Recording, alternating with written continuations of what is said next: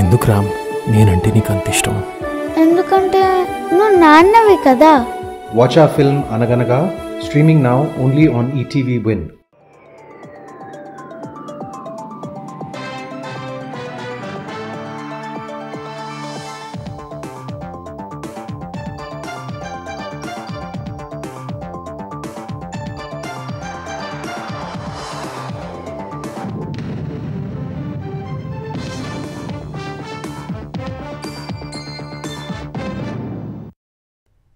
నమస్కారం, ETV news కి స్వాగతం. ఈనాటి ముఖ్యాంశాలు: సంక్షేమం, సంస్కరణలు, అభివృద్ధికి టీడీపీ ట్రెండ్ సెట్టర్. మహానాడులో చంద్రబాబు ఉద్ఘాటన. ఏపీని గాడిన పెడుతున్నట్లు వెల్లడి.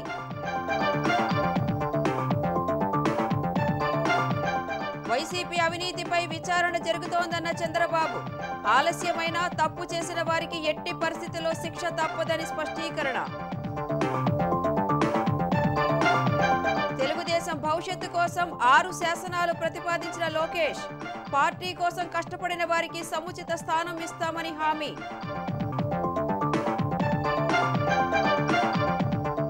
ధాన్యం సేకరణ, ఇందిరమ్మ ఇళ్లపై రేవంత్ రెడ్డి సమీక్ష. భూభారతిపై సమాలోచనలు. ఖరీఫ్ పంటల సాగుపై అధికారులతో చర్చ. నైరుతి ప్రభావంతో తెలంగాణలో జోరుగా వానలు. కరీంనగర్ జిల్లాలో 11 సెంటీమీటర్లు నమోదు. మరో 2 రోజులు ఉంటాయన్న ఐఎండీ. టికెట్ ధరల పెంపుపై ఫిలిం ఛాంబర్ ద్వారానే సంప్రదించాలన్న పవన్. తెలంగాణ ప్రభుత్వంతో కూడా చర్చిస్తామన్న దిల్ రాజు. ఉగ్రవాదుల ముసుగులో పాక్ భారత్పై ప్రత్యక్ష యుద్ధం చేస్తోందన్న ప్రధాని. ఉగ్ర తండాలను ఏరివేసే ప్రక్రియ ఆగదని హెచ్చరిక. వాయుసేనను ఆధునీకరించే దిశలో కేంద్రం అడుగులు. 5వ తరం యుద్ధ విమానాల అభివృద్ధికి ఆమోదముద్ర వేసిన రక్షణ మంత్రి.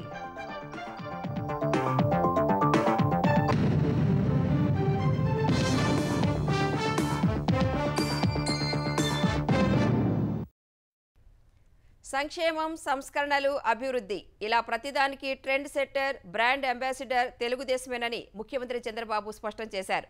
గత ప్రభుత్వ అవినీతిపై చర్యల విషయంలో అనుమానాలు వద్దన్న ఆయన తప్పు చేసిన వారిని శిక్షించకుండా వదిలిపెట్టబోమని తేల్చి చెప్పారు. ఒక్కో ఇటుక పేరుస్తూ ఆంధ్రప్రదేశ్ను గాడిలో పెడుతున్నామని, ప్రతి కార్యకర్త మీసం మెలేసేలా తెలుగు జాతిని నెంబర్ 1 స్థానంలో నిలబెడతానని కడప మహానాడు వేదికగా చంద్రబాబు ప్రకటించారు.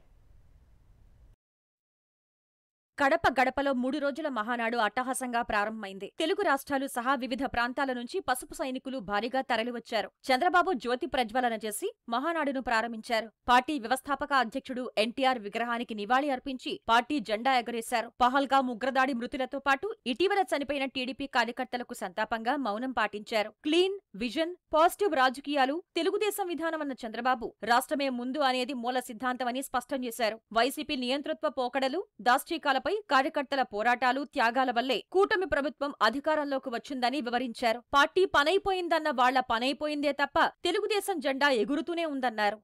తెలుగు జాతి సంక్షేమం, అభివృద్ధి మాత్రమే అజెండాగా 43 ఏళ్ల టీడీపీ ప్రస్థానం సాగుతుంది. నీతి, నిజాయితీ రాజకీయాలు చేస్తాం. ఒక విజన్ తో పనిచేస్తాం. పాజిటివ్ పాలిటిక్స్ తో రాజకీయాల్లో విలువలు పెంచిన ఏకైక పార్టీ తెలుగుదేశం పార్టీ. నేడు తెలుగు రాష్ట్రంలో ఏ పార్టీలో చూసినా తెలుగుదేశం యూనివర్సిటీలో చదివిన విద్యార్థులే ఉన్నారంటే అది తెలుగుదేశం పార్టీ సత్తా. పాలన అంటే హత్య రాజకీయాలు, కక్ష సాధింపులు, తప్పుడు కేసులని మార్చేశారు గత ప్రభుత్వం. విధ్వంస పాలనతో రాష్ట్రాన్ని సర్వనాశనం చేశారు. దీన్ని ప్రశ్నించిన తెలుగుదేశం కార్యకర్తల్ని, నాయకుల్ని వేటాడారు, వెంటాడారు, అక్రమ కేసులు పెట్టి అరెస్టు చేశారు. కానీ ఒక్క వ్యక్తి కూడా ఎత్తిన జెండా దించకుండా పోరాటం చేసిన మిమ్మల్ని మనస్ఫూర్తిగా అభినందిస్తున్నా. మీ త్యాగాలు వృధా కానివ్వం. కార్యకర్తల కష్టానికి గౌరవం, గుర్తింపు ఇస్తాం. సంక్షేమం చూపిస్తాం. అవినీతిపై తెలుగుదేశానిది రాజీలేని పోరాటమన్న చంద్రబాబు ఓబుళాపురం అక్రమ మైనింగ్, రాజా ఆఫ్ కరప్షన్ అంశాల్లో టీడీపీ పోరాటం నిజమని రుజువైందన్నారు. వైసీపీ అవినీతిపై విచారణ కాస్త ఆలస్యమైనా తప్పు చేసిన వారికి శిక్ష తప్పదని తేల్చి చెప్పారు. ఎన్నికల్లో మనల్ని గెలిపించి అవినీతి పాలకుల్ని ప్రజలు తరిమేశారు. అక్రమార్కుల్ని శిక్షించే బాధ్యతలు మనకిచ్చారు. ప్రజా సంపద దోపిడీ చేసిన వారిని, గాడి తప్పిన నాయకుల్ని, అధికారుల్ని ఉపేక్షించే సమస్య లేదు. తప్పు చేసిన వారికి ఆలస్యం కావచ్చేమో గాని శిక్ష తప్పదని మరొకసారి ఈ సందర్భంగా విజ్ఞప్తి చేస్తున్నా. విధ్వంస పాలకుల స్కాముల లెక్కలు లెక్క పెడుతున్నాం. ఇన్వెస్టిగేషన్ కు ఆర్డర్లు ఇచ్చాం. ఎవరు అవినీతి చేసినా కక్కిచ్చే బాధ్యత ఎన్డీఏ ప్రభుత్వం తీసుకుంటామని విజ్ఞప్తి చేస్తున్నాం. బీసీలను యాచించే స్థాయి నుంచి శాసించే స్థాయికి తెచ్చామన్న చంద్రబాబు తెలుగు రాష్ట్రాల్లోని పార్టీల్లో తెలుగుదేశం యూనివర్సిటీ నేతలే ఎక్కువగా ఉన్నారని గుర్తు చేశారు. ఏ అంశమైనా పసుపు జెండా పుట్టక ముందు, పుట్టిన తర్వాత అని గీత చెప్పే పరిస్థితి వచ్చిందంటే అది మీ అందరి యొక్క త్యాగాల ఫలితమేనని చెప్పి నేను మీకు తెలియజేస్తున్నా. జాతీయ స్థాయిలో కేంద్ర ప్రభుత్వాలు తీసుకున్న అనేక నిర్ణయాల్లో తెలుగుదేశం పార్టీ కీలక పాత్ర పోషించింది. What AP thinks today, India thinks tomorrow అనేది అనేక సార్లు ప్రూవ్ అయింది. ఈ ప్రయాణం మరింత గొప్పగా సాగాలి. ప్రస్తుత టెక్నాలజీ యుగంలో ప్రజల అవసరాలకు అనుగుణంగా పార్టీ విధానాల్లో నూతనత్వాన్ని తీసుకొద్దాం. ఎన్ని ఆర్థిక ఇబ్బందులున్నా సూపర్ 6 హామీలు అమలు చేసి తీరుతామన్న సీఎం ఏడాదిలో 3 విడతలుగా అన్నదాత సుఖీభవ అందిస్తామని, ఆగస్టు 15 నుంచి మహిళలకు ఉచిత ప్రయాణం అమలు చేస్తామన్నారు. సమర్థ నాయకత్వాన్ని ఇంకా పెంచుకోవాలన్న చంద్రబాబు చిట్టచివరి కార్యకర్తకు కూడా న్యాయం జరిగేలా పొలిటికల్ గవర్నెన్స్ అందిస్తామని హామీ ఇచ్చారు. తెలుగుదేశం పార్టీ భవిష్యత్తు కోసం 6 శాసనాలు ప్రతిపాదిస్తున్నట్లు టీడీపీ జాతీయ ప్రధాన కార్యదర్శి నారా లోకేష్ తెలిపారు. తెలుగు జాతి విశ్వఖ్యాతి, పేదల సేవలో సోషల్ రీఇంజనీరింగ్, స్త్రీ శక్తి, అన్నదాతకు అండగా, యువగళం, కార్యకర్తే అధినేత అనే 6 శాసనాలతో పార్టీ నడుస్తుందని ప్రకటించారు. వీటి ప్రకారమే పార్టీలో అందరూ నడుచుకోవాలని సూచించారు. పార్టీ కోసం కష్టపడిన వారికి సముచిత స్థానం ఇస్తామని హామీ ఇచ్చారు. కార్యకర్తల కోసం చంద్రబాబు ఎన్నో కార్యక్రమాలు చేశారని లోకేష్ కొనియాడారు. కార్యకర్తల పిల్లల్ని చేరదీసి చదువులు చెప్పించారని, తద్వారా ప్రయోజకుల్ని చేశారని గుర్తు చేశారు. అదే స్ఫూర్తితో 6 సూత్రాల ఆధారంగా తాము పనిచేయనున్నట్లు ప్రకటించారు. ప్రజల ఆలోచనలకు అనుగుణంగా మనం నడవాలన్న లోకేష్ ప్రజలకు, పార్టీకి, కార్యకర్తలకు మంచి భవిష్యత్ అందించాలని పేర్కొన్నారు. తెలుగుదేశం పార్టీకి ప్రతిపక్షం, అధికారం రెండూ కొత్త కాదన్న లోకేష్ ప్రజలకు మరింత దగ్గరయ్యేందుకు మరింత కష్టపడాలని సూచించారు. ఈ రోజు మేమందరం ఈ వేదిక మీద నుంచున్నామంటే దానికి కారణం తెలుగుదేశం పార్టీ కార్యకర్త చెమట. ప్రజలకు, పార్టీకి, కార్యకర్తలకు మంచి భవిష్యత్తు అందించాలన్న లక్ష్యంతో సరికొత్త నినాదాన్ని రూపొందిస్తున్నాము. దీనికోసం 6 శాసనాలు మీ ముందు ప్రతిపాదిస్తున్నాం. మొదటిది తెలుగు జాతి విశ్వఖ్యాతి, 2 యువగలం, 3 స్త్రీ శక్తి, 4 పేదల సేవల్లో సోషల్ రీఇంజనీరింగ్, 5 అన్నదాతకు అండగా, 6 కార్యకర్తలే అధినేత. 2024-25 ఆర్థిక సంవత్సరం ముగిసే నాటికి తెలుగుదేశం పార్టీ వద్ద 469.42 కోట్ల రూపాయలు ఉన్నట్లు ఆ పార్టీ కోశాధికారి పార్థసారథి వెల్లడించారు. 2024-25 ఆర్థిక సంవత్సరం పార్టీకి వేర్వేరు రూపాల్లో 228.3 కోట్ల రూపాయలు సమకూరినట్లు తెలిపారు. ఈ మొత్తంలో సభ్యత్వ నమోదు ద్వారా 123.19 కోట్లు నిధులు అందితే విరాళాల ద్వారా 82.5 కోట్లు వచ్చినట్లు పార్థసారథి వివరించారు. వడ్డీ ఆదాయం 23.5 కోట్లు వస్తే అద్దె రూపంలో 2 లక్షలు వచ్చినట్లు తెలిపారు. 2024-25 ఆర్థిక సంవత్సరానికి 61.33 కోట్లు ఖర్చయినట్లు చెప్పారు. ఈ ఏడాది 166.98 కోట్లు మిగులు ఉందని చెప్పారు. మొత్తం ఖర్చుల్లో ప్రచారం కోసం 31.73 కోట్లు, ఆఫీసు అద్దె చెల్లింపు 14 లక్షలు, ఆఫీస్ ఖర్చులు 7.99 కోట్లు, తరుగుదల 4.39 కోట్లు, ఉద్యోగుల జీతాలకు 71 లక్షలు ఉన్నట్లు వివరించారు. కార్యకర్తల సంక్షేమ బీమాకు 15.84 కోట్లు, ఇతర ఖర్చులు 53 లక్షలు ఉన్నట్లు తెలిపారు. 2025 ఏడాదికి కార్యకర్తల సంక్షేమ బీమాకు 48.9 కోట్లు చెల్లించినట్లు చెప్పారు. మరోవైపు మహానాడులో తొలి రోజు టీడీపీకి 17 కోట్ల రూపాయల విరాళాలు అందాయి. మహానాడు తొలి రోజు 5 అంశాలపై చర్చ జరిగింది. గతంలో మాదిరి తీర్మానాలపై కాకుండా లోకేష్ ప్రతిపాదించిన అంశాలపై ఈసారి మహానాడులో చర్చ జరిగింది. కార్యకర్తే అధినేత, యువగళం, సామాజిక న్యాయం, పేదల ప్రగతి, స్త్రీ శక్తి, అన్నదాతకు అండగా అనే అంశాలపై పలువురు నేతలు తమ అభిప్రాయాలను తెలియజేశారు. నేతలు మాట్లాడిన తీరు, ఎంత సమయం తీసుకున్నారనే అంశంపై చంద్రబాబు ఫీడ్బ్యాక్ తీసుకున్నారు. ఇచ్చిన సమయాన్ని సద్వినియోగం చేసుకుంటూ కొందరు నేతలు అద్భుతంగా మాట్లాడారని అభినందించారు. రేపు కూడా సమయపాలన పాటిస్తామని పేర్కొన్నారు. ఉరసా సంస్థకు 99 పైసలకు ఎకరా భూమి ఇచ్చినట్లు జగన్ నిరూపిస్తే రాజీనామాకు తాను సిద్ధమని ఐటీ మంత్రి నారా లోకేష్ సవాల్ చేశారు. టీసీఎస్కు మాత్రమే 99 పైసలకు ఇచ్చామని, ఉరసాకు మార్కెట్ ధరకే భూములిచ్చామని మీడియా ఇష్టాగోష్ఠిలో స్పష్టం చేశారు. తదుపరి సీఎం మీరేగా అని మీడియా అడిగిన ప్రశ్నకు ముఖ్యమంత్రి పదవికి అంత తొందరేముందని లోకేష్ సమాధానమిచ్చారు. దేశానికి మోదీ, రాష్ట్రానికి చంద్రబాబు నాయకత్వం ఇంకా చాలా అవసరమని పేర్కొన్నారు. ప్రజలకు సేవ చేసేందుకు పదవితో సంబంధం లేదని స్పష్టం చేశారు.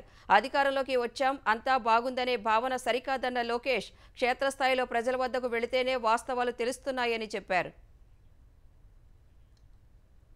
కడపలో అంగరంగ వైభవంగా మహానాడు ప్రారంభమైన వేళ తెలుగుదేశం జాతీయ అధ్యక్షులు ముఖ్యమంత్రి చంద్రబాబు, విద్యాశాఖ మంత్రి లోకేష్కు జనసేన అధ్యక్షుడు పవన్ కళ్యాణ్ శుభాకాంక్షలు తెలిపారు.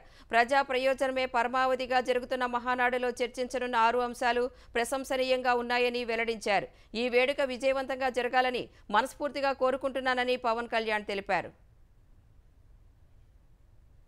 తెలంగాణలో ధాన్యం సేకరణ దాదాపు 90% పూర్తయిందని సీఎం రేవంత్ రెడ్డి వెల్లడించారు. రికార్డు స్థాయిలో ఈసారి 64.5 లక్షల మెట్రిక్ టన్నుల ధాన్యం కొనుగోళ్లు జరిపినట్లు వివరించారు. ధాన్యం కొనుగోలు చేసి రైతులకు ఇప్పటివరకు 12,184 కోట్లు చెల్లించామని తెలిపారు. కమాండ్ కంట్రోల్ సెంటర్లో మంత్రులు, అధికారులతో వీడియో కాన్ఫరెన్స్ నిర్వహించిన సీఎం ధాన్యం సేకరణ, ఇందిరమ్మ ఇళ్లు, భూభారతిపై చర్చించారు. ఋతుపవనాలు, వానాకాలం పంటల సాగుపైన సమాలోచనలు జరిపారు. గతంలో లేని విధంగా ధాన్యం సేకరించిన 48 గంటల్లో రైతుల ఖాతాల్లో డబ్బు జమ వేస్తున్నామన్న సీఎం ఋతుపవనాలు 15 రోజుల ముందుగా రావడంతో మిగిలిన ధాన్యం సేకరణ ఇబ్బందిగా మారిందన్నారు. చేసిన మంచి పనిని చెప్పుకోకపోవటం వల్లే చిన్న చిన్న ఘటనలు ప్రచారంలోకి వస్తున్నాయని పేర్కొన్నారు. కొన్ని చోట్ల రాజకీయ ప్రేరేపిత ఘటనలు జరుగుతున్నాయన్న రేవంత్ రెడ్డి అనారోగ్యంతో రైతు చనిపోతే ధాన్యం కొనుగోలులో జాప్యం వల్లేనని దుష్ప్రచారం చేశారని విమర్శించారు. కలెక్టర్లు ఎప్పటికప్పుడు ధాన్యం కొనుగోలు వివరాలు వెల్లడించాలని సూచించారు. వైఫల్యాలు ఉంటే సరిదిద్దుకోవాలన్న సీఎం తప్పుడు ప్రచారం చేస్తే వివరణ ఇవ్వాలని తెలిపారు. మిల్లర్లు, దళారులు రైతులను ఇబ్బంది పెడితే కఠిన చర్యలు తీసుకోవాలని ఆదేశించారు. ఇదే సమయంలో ఋతుపవనాల రాక దృష్ట్యా వ్యవసాయ సీజన్ ముందుకు జరగడం వల్ల అధికారులు త్వరగా సన్నద్ధం కావాలని ముఖ్యమంత్రి రేవంత్ రెడ్డి ఆదేశించారు. రైతులకు విత్తనాలు, ఎరువులు సిద్ధంగా ఉన్నాయన్న సీఎం పంటల వివరాలు, స్థానిక అవసరాలను గుర్తించి రైతులకు ఇబ్బంది కలగకుండా చూడాలని స్పష్టం చేశారు. నకిలీ విత్తనాలు అమ్మేవారిపై కఠిన చర్యలు తీసుకోవాలన్న రేవంత్ రెడ్డి అవసరమైతే పీడీ యాక్ట్ పెట్టాలని ఆదేశించారు. భూభారతిపై జూన్ 3 నుంచి 20 వరకు 3వ దశ రెవెన్యూ సదస్సులు నిర్వహించాలని సూచించారు. ఇందిరమ్మ ఇళ్లకు మేస్త్రీ ఛార్జీలు, క్రషర్ ధరలను పర్యవేక్షించాలన్న సీఎం మండల స్థాయిలో ధరల నియంత్రణ కమిటీ వేయాలని ఆదేశించారు. ఉచిత ఇసుక కూపన్లు సకాలంలో సరఫరా చేయాలని తెలిపారు. ఇందిరమ్మ ఇండ్ల నిర్మాణంలో కొత్త టెక్నాలజీని వినియోగించుకోవాలని సూచించారు. ఎందుకు రామ్ నేనంటే నీకు అంత ఇష్టం? ఎందుకంటే నువ్వు నాన్నవి కదా. Watch our film Anaganaga, streaming now only on ETV Win. పశ్చిమ మధ్య బంగాళాఖాతంలో ఏర్పడిన అల్పపీడనం, దానికి అనుబంధంగా ఉన్న ఉపరితల ఆవర్తనం ప్రభావంతో తెలంగాణలోని పలు జిల్లాల్లో విస్తారంగా వానలు పడుతున్నాయి. ఆదిలాబాద్, నిజామాబాద్, కరీంనగర్, ఖమ్మం, ఉమ్మడి జిల్లాల్లో పలు చోట్ల భారీ వర్షాలు కురిశాయి. కరీంనగర్ జిల్లా గన్నెవరం మండలం కసింపేటలో ఈ సాయంత్రం 6 వరకు 11.4 సెంటీమీటర్ల అత్యధిక వర్షపాతం నమోదైంది. సిరిసిల్ల జిల్లా వేములవాడ మండలం నాంపల్లెలో 10.5, జగిత్యాల జిల్లా కోడిమేల్ మండలం తిరుమలాపూర్లో 10.1 సెంటీమీటర్లు, జనగామ జిల్లా పాలకుర్తి మండలం గూడూరులో 9 సెంటీమీటర్ల వర్షపాతం నమోదైంది. అనేక ప్రాంతాల్లో 5 నుంచి 8 సెంటీమీటర్ల వర్షపాతం నమోదైంది. ఉరుములు, మెరుపులతో కురిసిన వర్షానికి వేములవాడలో భక్తులు ఇబ్బంది పడ్డారు. రుద్రవరం గ్రామానికి చెందిన గొర్రెల కాపరి లక్ష్మణ్ పిడుగుపడి మృతి చెందాడు. నిజామాబాద్ జిల్లా బీర్కూర్, నస్రుల్లాబాద్ పరిసర గ్రామాల్లో భారీ వర్షానికి విద్యుత్ సరఫరాలో అంతరాయం ఏర్పడింది. హైదరాబాద్లో కూడా పలు ప్రాంతాల్లో వర్షం పడుతోంది. ఉపరితల ఆవర్తనం అల్పపీడనాల ప్రభావంతో రేపు ఎల్లుండి తెలంగాణలోని పలు జిల్లాల్లో భారీ నుంచి అతి భారీ వర్షాలు కురిసే అవకాశం ఉందని హైదరాబాద్ వాతావరణ కేంద్రం తెలిపింది. రేపు జగిత్యాల, సిరిసిల్ల, సిద్దిపేట, జనగాం జిల్లాల్లో భారీ నుంచి అతి భారీ వర్షాలు కురుస్తాయని తెలిపింది. ఎల్లుండి ఖమ్మం, భద్రాద్రి, కొత్తగూడెం, ములుగు, జయశంకర్, భూపాలపల్లి జిల్లాల్లో భారీ నుంచి అతి భారీ వర్షాలు కురిసే అవకాశం ఉందని తెలిపింది. గంటకు 40 నుంచి 50 కిలోమీటర్ల వేగంతో ఈదురుగాలులు వీచే అవకాశం ఉందని వాతావరణ శాఖ వివరించింది.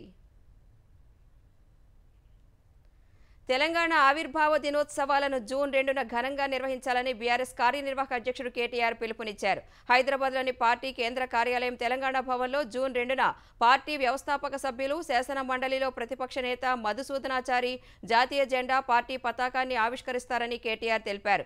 ఈ వేడుకల్లో పార్టీ సీనియర్ నేతలు, కార్యకర్తలు పెద్ద ఎత్తున పాల్గొనాలని కోరారు. అన్ని జిల్లా కార్యాలయాల్లో పార్టీ అధ్యక్షుల ఆధ్వర్యంలో జాతీయ జెండా, పార్టీ జెండాలను ఎగరేసి సంబరాలు జరపాలని సూచించారు. అన్ని నియోజకవర్గాలు, మున్సిపాలిటీలు, పట్టణాలు, మండలాల్లో జాతీయ పతాకం, గులాబీ జెండా ఆవిష్కరించి తెలంగాణ అవతరణ సంబరాలు నిర్వహించాలని తెలిపారు. తెలంగాణ తొలి 10 ఏళ్ల ప్రస్థానం యావత్ దేశానికే ఆదర్శంగా నిలిచిందన్న కేటీఆర్, రైతు బంధు, మిషన్ కాకతీయ, మిషన్ భగీరథ వంటి పథకాలు దేశానికే దిక్సూచిగా నిలిచాయన్నారు. సింగరేణి ప్రాంతంలోని 11 ఏరియాలకు తెలంగాణ జాగృతి తరపున సమన్వయకర్తలను బీఆర్ఎస్ ఎమ్మెల్సీ కవిత నియమించారు. సింగరేణి ప్రాంత జాగృతి నేతలతో సమావేశమైన కవిత, కార్మికుల సంక్షేమం, సంస్థను కాపాడటమే లక్ష్యంగా పనిచేస్తామని వివరించారు. సింగరేణి ప్రాంతంలో జాగృతి తరపున ప్రత్యేక కార్యక్రమాలు చేపడుతున్నామన్న కవిత, బహుజనులు, యువతకు ప్రాధాన్యం కల్పిస్తామని వెల్లడించారు. కేసీఆర్ నాయకత్వంలో డిపెండెంట్ ఉద్యోగాలను పునరుద్ధరించి రక్షించుకున్న సింగరేణిని కాంగ్రెస్ సర్కారు తమ అవినీతితో అంతం చేయాలని చూస్తోందని దుయ్యబట్టారు. సీఎం రేవంత్ రెడ్డి ప్రధాని మోదీ కోసం పనిచేస్తున్నారని, అందుకే కార్మికుల ప్రయోజనాలు దెబ్బతీసే లేబర్ కోడ్ గురించి ఒక్క మాట మాట్లాడటం లేదని కవిత మండిపడ్డారు. సినిమా టికెట్ల ధర పెంపు కావాలంటే ఫిలిం ఛాంబర్ ద్వారా మాత్రమే ప్రభుత్వాన్ని సంప్రదించాలని ఉప ముఖ్యమంత్రి పవన్ కళ్యాణ్ స్పష్టం చేశారు. తన సినిమాకైనా సరే ఫిలిం ఛాంబర్ ద్వారానే ప్రభుత్వాన్ని సంప్రదించాలని నిర్మాతకు సూచించారు. థియేటర్ల బంద్ ప్రకటన సహా తాజా పరిణామాలను సినిమాటోగ్రఫీ మంత్రి కందుల దుర్గేష్ పవన్ కు వివరించారు. ఏపీలో సినిమా హాళ్ల నిర్వహణను పకడ్బందీగా చేపట్టి ప్రేక్షకులకు మెరుగైన సేవలు అందించాలని దుర్గేష్ కు పవన్ ఆదేశాలు జారీ చేశారు. థియేటర్లలో ఆహార, పానీయాల ధరలపై నియంత్రణ ఉండాలన్నారు. ఏపీ వ్యాప్తంగా థియేటర్స్లో ఆహార, పానీయాల వ్యాపారంలోనూ గుత్తాధిపత్యం సాగుతోందనే అంశంపై విచారణ చేపట్టాలని సూచించారు. సినిమా హాళ్ల బంద్ వ్యవహారంపై పూర్తి స్థాయిలో విచారణ జరపాలన్న పవన్, దీని వెనుక జనసేన వాళ్లున్నా చర్యలకు వెనుకాడవద్దని మంత్రిని ఆదేశించారు. ప్రభుత్వం తీసుకురాబోయే ఫిలిం పాలసీకి సినిమా రంగంలోని సంఘాలు, మండళ్ల నుంచి సలహాలు, సూచనలను స్వీకరించాలని పవన్ కళ్యాణ్ సూచించారు. ప్రేక్షకులను సినిమా థియేటర్స్కు తీసుకురావడంపై పవన్ కళ్యాణ్ చేసిన ఆలోచనలతో పూర్తిగా ఏకీభవిస్తున్నామని ప్రముఖ నిర్మాత, తెలంగాణ ఎఫ్డీసీ చైర్మన్ దిల్ రాజు తెలిపారు. ఈ మేరకు నిర్మాతలను ఉద్దేశిస్తూ ప్రకటన విడుదల చేసిన దిల్ రాజు, సినిమా హాళ్లలో తినుబండారాలు, పానీయాల ధరలు అందుబాటులో ఉండాలన్న పవన్ అభిప్రాయం అభినందనీయమన్నారు. టికెట్ ధరల పెంపు విషయంలో వ్యక్తిగతంగా కాకుండా ఫిలిం ఛాంబర్ ద్వారా మాత్రమే ప్రభుత్వాన్ని సంప్రదించాలన్న సూచన పరిశ్రమకు మరింత మేలు చేస్తుందన్న దిల్ రాజు, తెలుగు చలనచిత్ర పరిశ్రమ ప్రభుత్వాలతో కలిసి ముందుకు సాగాలన్నారు. ఆంధ్రప్రదేశ్ ప్రభుత్వం సూచించిన అన్ని అంశాలపై తెలంగాణ ప్రభుత్వంతో సంప్రదింపులు జరపనున్నట్లు వెల్లడించారు. సినిమాలను ఓటీటీకి ఇచ్చే అంశంపై కలిసికట్టుగా నిర్ణయం తీసుకోవాల్సిన అవసరం ఉందన్నారు. ఓటీటీలోకి త్వరగా రావటం వల్లే ప్రేక్షకులు థియేటర్స్ వైపు చూడటం లేదన్న దిల్ రాజు, పైరసీ కూడా ఓ కారణమని తెలిపారు. కలిసికట్టుగా పైరసీపై పోరాడినప్పుడే ప్రేక్షకులను థియేటర్స్కు రప్పించగలుగుతామని పేర్కొన్నారు. తెలుగుదేశం పార్టీ ప్రధాన కార్యాలయంపై దాడి కేసులో మంగళగిరి మాజీ MLA Alla Ramakrishna Reddy CID case నమోదు చేసింది. ఈ దాడి కేసులో ఆళ్ల రామకృష్ణారెడ్డి పేరును 127వ నిందితుడిగా చేర్చింది. వైసీపీ హయాంలో 2021 అక్టోబర్ 19న మంగళగిరిలోని టీడీపీ ప్రధాన కార్యాలయంపై వైసీపీ మూకలు దాడికి తెగబడ్డాయి. అయితే అప్పుడు పోలీసులు ఎలాంటి చర్యలు తీసుకోలేదు. కూటమి ప్రభుత్వం వచ్చిన అనంతరం దాడి కేసును సిఐడికి అప్పగించింది. ఎమ్మెల్సీలు లేళ్ల అప్పిరెడ్డి, తలసిల రఘురాం, బాపట్ల మాజీ ఎంపీ నందిగం సురేష్, విజయవాడ తూర్పు వైసీపీ ఇన్ఛార్జ్ దేవినేని అవినాష్ ఆధ్వర్యంలో ఈ దాడికి పథకరచన జరిగినట్లు సిఐడి గుర్తించింది. గతంలో అరెస్టైన, విచారణకు హాజరైన నిందితులు ఇచ్చిన వాంగ్మూలాల ఆధారంగా సజ్జల రామకృష్ణారెడ్డిని A120గా చేర్చిన సిఐడి అధికారులు 2 వారాల క్రితం గుంటూరు ప్రాంతీయ కార్యాలయంలో విచారించారు. ఈ నేపథ్యంలో ఆళ్ల రామకృష్ణారెడ్డిపై సిఐడి కేసు నమోదు ప్రాధాన్యం సంతరించుకుంది.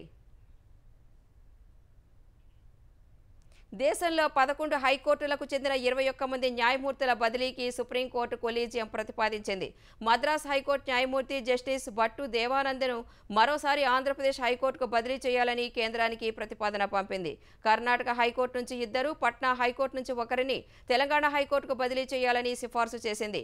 కర్ణాటక హైకోర్టు న్యాయమూర్తి జస్టిస్ సుమలత, జస్టిస్ లలితను తెలంగాణ హైకోర్టుకు బదిలీ చేయాలని ప్రతిపాదించింది. పట్నా హైకోర్టు న్యాయమూర్తి జస్టిస్ అభిషేక్ రెడ్డిని కూడా తెలంగాణ హైకోర్టుకు పంపాలని కేంద్రానికి ప్రతిపాదనలు పంపింది. తెలంగాణ హైకోర్టులో ఉన్న జస్టిస్ సుజల్ పాల్ను కోల్కతా హైకోర్టుకు బదిలీ చేయాలని సిఫార్సు చేసింది. ఉగ్రవాదుల ముసుగులో పాకిస్తాన్ భారత్పై ప్రత్యక్ష యుద్ధం చేస్తోందని ప్రధాని నరేంద్ర మోదీ ఆరోపించారు. ఆపరేషన్ సింధూర్లో హతమైన ముష్కర్ల అంత్యక్రియలు పాక్ ప్రభుత్వం అధికార లాంఛనాలతో నిర్వహించడమే అందుకు ప్రత్యక్ష నిదర్శనమని మోదీ తేల్చి చెప్పారు. ఉగ్రవాదుల శవపేటికలపై పాక్ జాతీయ జెండా కప్పటం సహా సైన్యం సెల్యూట్ చేసిన దృశ్యాలు పాకిస్తాన్ ప్రపంచానికి చూపిందని గుజరాత్ గాంధీనగర్లో నిర్వహించిన ర్యాలీలో చెప్పారు. 2 రోజుల గుజరాత్ పర్యటనలో భాగంగా ఇవాళ ప్రధాని గాంధీనగర్లో భారీ రోడ్ షో నిర్వహించారు. రాజ్ భవన్ నుంచి మహాత్మా మందిర్ వరకు సాగిన రోడ్ షోకు పెద్ద సంఖ్యలో తరలివచ్చిన ప్రజలు త్రివర్ణ పతాకాలతో ప్రధానికి స్వాగతం పలికారు. ఆపరేషన్ సింధూర్ విజయవంతం చేసినందుకు ప్రజలు మోదీకి అభినందనలు తెలిపారు. అనంతరం జరిగిన బహిరంగ సభలో మాట్లాడిన ప్రధాని పాక్ భూభాగం నుంచి ఉగ్రవాదుల దాడులు పక్కా పథకం ప్రకారమే జరుగుతున్నాయని వివరించారు. ఈ దాడులు పాక్ చేస్తున్న వ్యూహాత్మక యుద్ధమేనని ఆరోపించారు. శత్రు దేశాల నుంచి ముప్పు పొంచి ఉన్న వేళ భారత వాయుసేనను ఆధునీకరించే దిశగా కేంద్రం వేగంగా అడుగులు వేస్తోంది. తాజాగా దేశీయంగా అధునాతన 5వ తరం యుద్ధ విమానం అభివృద్ధికి రక్షణ మంత్రి రాజ్నాథ్ సింగ్ ఆమోదం తెలిపారు. స్టెల్త్ టెక్నాలజీ ఆధారంగా శత్రు దేశాల్లోకి చొచ్చుకుపోయే సామర్థ్యం కలిగిన advanced medium combat aircraft project అమలు నమూనాకు రక్షణ మంత్రి ఆమోదం తెలిపారు. ప్రభుత్వ ప్రైవేటు భాగస్వామ్యంతో ఏరోనాటికల్ డెవలప్మెంట్ ఏజెన్సీ చేపట్టే ఈ ప్రాజెక్టు ద్వారా భారత వాయుసేన సామర్థ్యం బలోపేతమవుతుందని రక్షణ శాఖ వర్గాలు తెలిపాయి. దాదాపు 15,000 కోట్ల రూపాయల ప్రారంభ అభివృద్ధి వ్యయ అంచనాతో చేపట్టే ఈ ప్రాజెక్టుకు ప్రధాని నరేంద్ర మోదీ నేతృత్వంలోని భద్రతా వ్యవహారాల కేబినెట్ కమిటీ గత ఏడాది ఆమోదం తెలిపింది. దేశీయ పరిజ్ఞానంతో రూపొందించిన ఈ advanced medium combat aircraft నమూనాను తొలిసారి ఏరో ఇండియా 2025లో ప్రదర్శించారు. కృత్రిమ మీద ఆధారిత ఎలక్ట్రానిక్ పైలట్, నెట్ ఆధారిత ఆయుధ వ్యవస్థలతో 25 టన్నుల బరువైన ఎయిర్ క్రాఫ్ట్ను మానవ సహితంగా మానవరహితంగా పనిచేసే విధంగా తీర్చిదిద్దనున్నారు. పర్యాటకాన్ని సంఘర్షణలతో ముడిపెట్టకూడదని, అంతేకాకుండా దాన్ని సాధారణ పరిస్థితుల అంచనాకు కొలమానంగా చూడకూడదని జమ్మూ కాశ్మీర్ సీఎం ఒమర్ అబ్దుల్లా అన్నారు. ఏప్రిల్ 22న ఉగ్రదాడి జరిగిన పెహల్గాంలో జమ్మూ కాశ్మీర్ కేబినెట్ సమావేశం నిర్వహించారు. ఉగ్రదాడులకు ప్రభుత్వం భయపడబోదనే సందేశం పంపేందుకు తాము పెహల్గాంలో కేబినెట్ సమావేశం నిర్వహించినట్లు ఒమర్ అబ్దుల్లా తెలిపారు. ఉగ్రదాడిని ఖండించడం సహా ఉగ్రవాదానికి వ్యతిరేకంగా ఒకే గొంతుకగా నిలబడిన కాశ్మీర్ ప్రజలు, ముఖ్యంగా పెహల్గాం ప్రజలకు కృతజ్ఞతలు చెప్పారు. జమ్మూ కాశ్మీర్లో పర్యాటకాన్ని పునరుద్ధరించేందుకు ఓ అడుగు వేసినట్లు సీఎం ఒమర్ తెలిపారు. బ్యాంకింగ్, ఐటీ, ఆటో రంగ సంస్థల వాటాల్లో లాభాల స్వీకరణకు మదుపర్లు మొగ్గు చూపిన వేళ దేశీయ స్టాక్ మార్కెట్లు నష్టాలు చవిచూశాయి. గత 2 సెషన్లు లాభాల్లో పయనించిన సెన్సెక్స్ ఇవాళ ఒడిదుడుకుల మధ్య సాగిన ట్రేడింగ్లో 625 పాయింట్లు తగ్గింది. ఉదయం 82,038 పాయింట్ల వద్ద బీఎస్సీ సూచీ ప్రారంభమైంది. మొదట్లో అమ్మకాల ఒత్తిడి కనిపించినప్పటికీ కొద్దిసేపటికే కోలుకొని ఓ దశలో 82,410 పాయింట్ల గరిష్ట స్థాయికి చేరింది. మధ్యాహ్నం తర్వాత మరోసారి తీవ్రమైన అమ్మకాల ఒత్తిడికి గురైన సెన్సెక్స్ ఈ క్రమంలో 81,122 పాయింట్ల కనిష్ట స్థాయికి పడిపోయింది. చివరికి 81,552 పాయింట్ల వద్ద స్థిరపడింది. జాతీయ స్టాక్ ఎక్స్చేంజీ సూచీ నిఫ్టీ 175 పాయింట్లు తగ్గి 24,826 పాయింట్ల వద్ద ముగిసింది.